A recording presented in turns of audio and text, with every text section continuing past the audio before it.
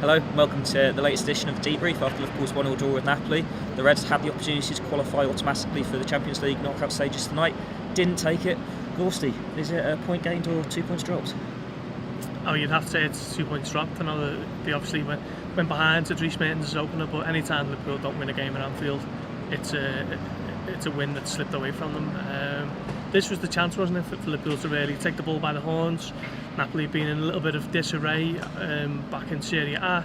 They're 7th, I think, 15 points off Juventus. Cagliari and Atalanta are ahead of them. They've got a bit of a players' revolt. They're not listening to the owner who wants to take them on mid-season training camps, and it seemed like it was all set up for Liverpool to really, go for the jugular tonight, and it just didn't work out that way at all. Once again, the Italians proving a tough nut to crack. They're the only team who've beaten them this season, and once again they frustrated them. Defended well, defended in numbers, a little bit of snide, a little bit of skill. Fair play to them. They did well. Liverpool really struggled to carve out any real openings. Deserved the point at the very least. Dale Lovren obviously getting the equaliser at the top end in the second half from James Milner's corner, but definitely 2 points dropped. And the big talking point obviously is Fabinho. Can he set for a spell on the sidelines?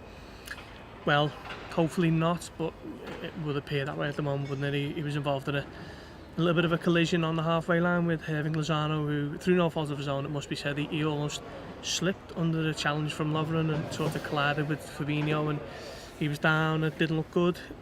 He played on and only lasted 2-3 minutes. Gini Wijnaldum was brought on for him, and Jurgen Klopp didn't sound too hopeful, did he, in his post-match press conference just a few minutes ago. Apparently he's in a protective boot. Yeah, so he's suspended for Brighton on Saturday anyway, so he would never have played that game. So hopefully by the time that the next one rolls around, which is the Merseyside derby, is that right? You wouldn't fancy Fabinho missing that one because of his importance to Liverpool and how tensions might run high that night. Liverpool will definitely need him, so hopefully he's okay for that one, but we'll just have to wait and see, because missing him for any amount of time would be massive at this stage of the season. And Jurgen Klopp must be really getting sick of these ankle injuries. Yeah. Well, he had Andy Robertson and Mohamed Salah, hasn't he? And now it looks like another one with Fabinho. As we know, they're not something that you can easily shake off, because Mohamed Salah's been plagued with one for the best part of 2 months, and Andy Robertson's been missing training here and there and managing his game time quite carefully behind the scenes. So hopefully Fabinho isn't anywhere near as severe as either of those, because Liverpool just can't afford to be without him at such a crucial period in December, where they're going to be playing the best part of 9 games, is it? Something ridiculous like that. Yeah, so Liverpool will need him. So the physios will be working overtime, I'm sure, to maintain his fitness, and hopefully it is just the Brighton game that he misses out through suspension. Clutching at positives, Mohamed Salah did get through 90 minutes. He did, yeah. Thought he was a little bit off the boil, but that's possibly to be expected, as he missed the international round of fixtures, hasn't he? And then he missed Crystal Palace on Saturday, so this was his first appearance since Manchester City on the 6th of December, was it? November even, can't recall now, but good to see him get 90 minutes under his belt. I thought he was marshalled quite well, and they were always doubling up and trebling up on him, because they know how important he is and how good he is, because he was the difference here, nearly 12 months ago, wasn't he, in that 1-0 win. So yeah, that was a positive. Not too many others for Liverpool, if we're honest. Maybe Alex Oxlade-Chamberlain, thought he was good when he come off the bench, but yeah, good to see Salah getting 90 minutes under his belt. Eyebrows raised at Klopp's team selection today. What do you make of Joe Gomez's performance at right back? Yeah, I'm not sure if that was a tactical thing, or whether Trent Alexander-Arnold was carrying a little bit of an injury, but there's no denying that Alexander-Arnold offers so much more than Gomez going forward. Gomez is a centre-back by trade, so asking him to bomb on and be that creative outlet as a full-back just isn't really his game. There's no shame in that. Virtually no full-backs are as good as Alexander-Arnold in the final third. So I wasn't surprised to see him get the hook just before the hour mark for Oxlade-Chamberlain, and then we did eventually see Alexander-Arnold, and Liverpool looked a little bit better going forward. Just looks a lot more balanced, don't they, when they've got Robertson on the left and Alexander-Arnold on the right. I think we all know that Joe Gomez sees himself as a centre-back long term. He can play right back, but I'd use him there sparingly and pick him as a centre-back when he is named in the team. And Liverpool, they've had this run of games now where they're not playing well, but they're still getting the points. I think it was just one shot on target today. Are you starting to get worried by this? No, because they're not losing. This is a team that's won 12 or 13 in the Premier League. They've only lost once, and that was to this team, this very good team with an elite manager in their own backyard back in September. So I'm not too worried, but I'm a little bit concerned about the lack of clean sheets. Liverpool have only kept 2 all season, haven't they? And that was away at Burnley and away at Sheffield United, when on another day Sheffield United would have scored. So I'm a little bit concerned about that, but I'm not too worried overall about the form. You could argue that Liverpool have only played well in spurts, but I suppose that, for me anyway, it's probably a good sign that this is a team that can churn out results and without the quality to match it. And we know that at some point that will come to the fore, and Liverpool will start showing why they are European champions at some stage, and why they are Premier League leaders at some stage. And we seem to be saying it every week, it's another game dominated by VAR. Yes. It's a weird one, wasn't it? Dries Mertens' goal didn't really appear like there was much in it. Virgil van Dijk went down on the centre circle, and then the VAR check.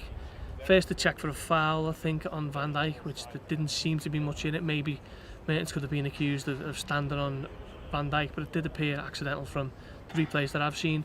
And then they checked for offside. I didn't think there was anything in that. But 3 minutes and 10 seconds between the celebration of the goal, or the goal going in, and the restart, which is, for fans in the ground, it's just far too long. That needs to be ironed out. Whatever we think of VAR, whether it's here to stay or go, we don't know yet. But if it is here to stay, things like that need fixing. And the referee wasn't a very popular man tonight either. He wasn't, no.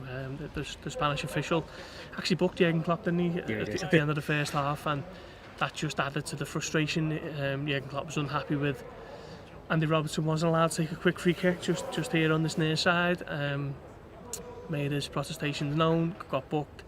He denied Sadio Mane a penalty in the first half. It wasn't a great night for the official, but I don't think that played too much of a part in Liverpool not getting a win here. There wasn't one particular decision that was a stonewaller, and you could just argue till you're blue in the face as to why that wasn't given.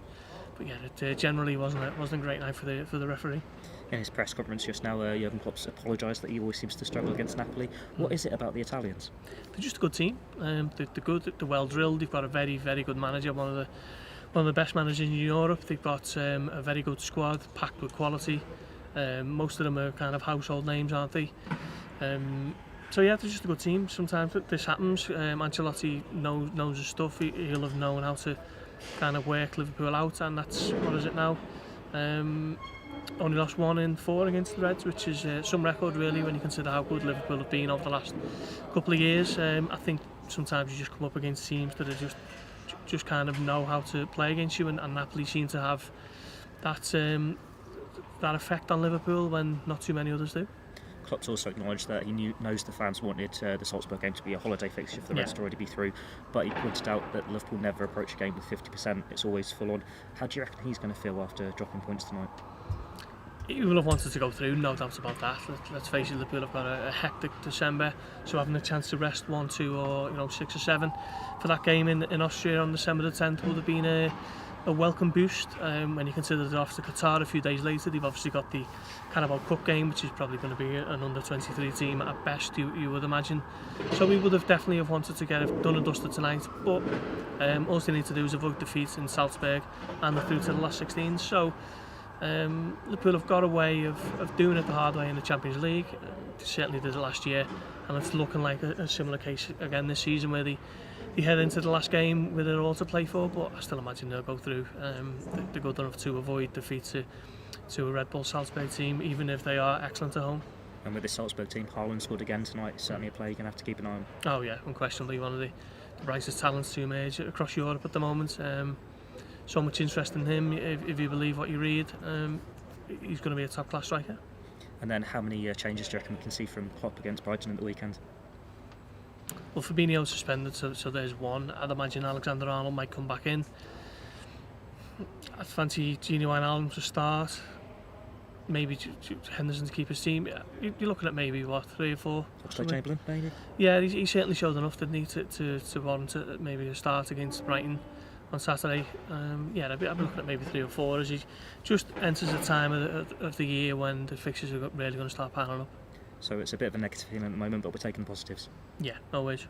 Great stuff. Thanks for watching the debrief. If we're going all fancy, I'll do a VAR signal for subscribe there on our YouTube channel. We're getting off now because I've got an early shift in the morning and Gorsty's still got a few bits to write off.